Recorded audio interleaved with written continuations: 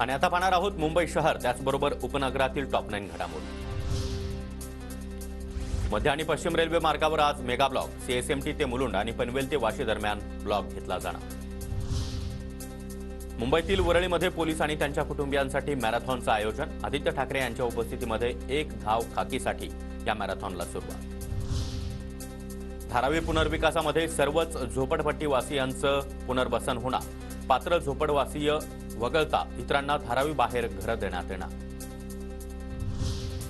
सिडकोची 3332 शिल्लक घरं विक्रीसाठी उपलब्ध। तळोजा द्रोणागिरीतील सदनिकांचा समावेश। 25,000पेक्षा अधिक घरांचं बांधकाम पूर्ण।